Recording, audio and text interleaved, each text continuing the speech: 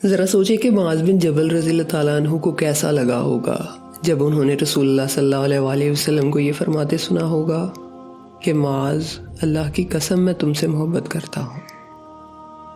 اور عبداللہ بن عباس رضی اللہ تعالیٰ عنہ کو کیسی خوشی ہوئی ہوگی جب رسول اللہ صلی اللہ علیہ وسلم نے انہیں گلے سے لگایا اور فرمایا، اے اللہ، اسے قرآن سکھا دیجئے۔ حضرت علی ابن طالب رضی اللہ تعالیٰ عنہ کیا سوچتے ہوں گے جب انہوں نے رسول اللہ صلی اللہ علیہ وسلم کو یہ فرماتے سنا ہوگا کہ میں کل ضرور جھنڈا ایک ایسے شخص کے حوالے کر دوں گا جو اللہ اور اس کے رسول سے محبت کرتا ہے، اور اللہ اور اس کا رسول بھی اسے محبت کرتے ہیں۔ پھر سعد بن ابی وقاص رضی اللہ تعالیٰ عنہ کے ہاتھوں میں تو بجلی ہی دوڑ گئی ہوگی جب رسول اللہ صلی اللہ علیہ وسلم نے ان سے فرمایا ہوگا کہ اے سعد، تیر چلا، میرے ماں باپ تجھ پر قربان۔ حضرت عثمان بن عفان رضی اللہ تعالیٰ عنہ کے کیا جذبات ہوں گے جب انہوں نے تبوک کی جنگ کے لیے جانے والی فوج کو مکمل سامان فراہم کیا اور آقا کریم علیہ السلام نے فرمایا، عثمان نے آج جو کچھ کر دیا اس کے بعد کچھ بھی اسے نقصان نہیں پہنچائے گا۔ پھر حضرت ابو موسیٰ اشعری رضی اللہ تعالیٰ عنہ کے بارے میں بات کرتے ہیں کہ پھر انہوں نے قرآن پاک کی تلاوت کیسے کی ہوگی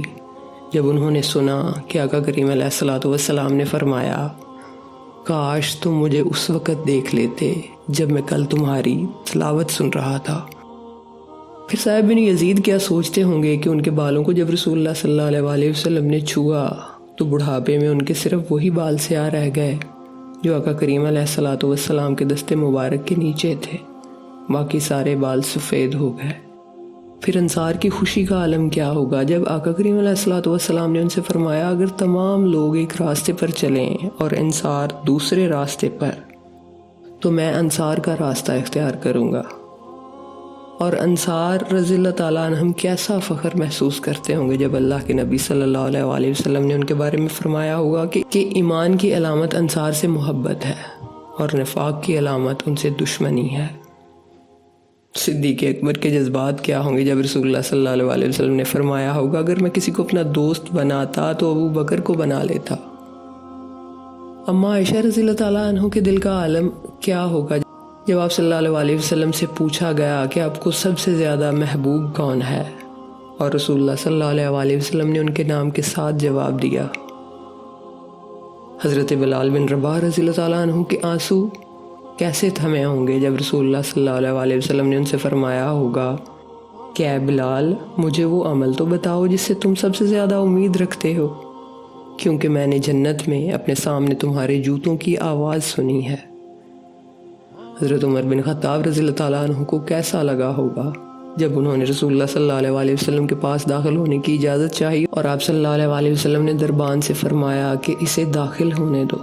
اور جنت کی بشارت دے دو۔ یہ تو صرف چند باتیں ہیں،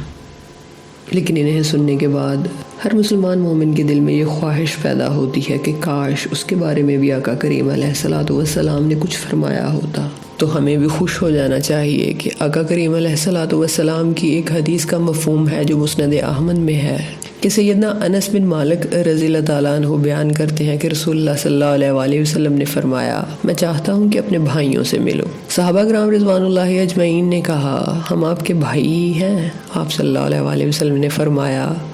تم تو میرے ساتھی ہو، میرے بھائی تو وہ ہیں جو بن دیکھے مجھ پر ایمان لائیں گے۔ اپنا خیال رکھیے گا، دعاؤں میں یاد رکھیے گا۔ اللہ حافظ۔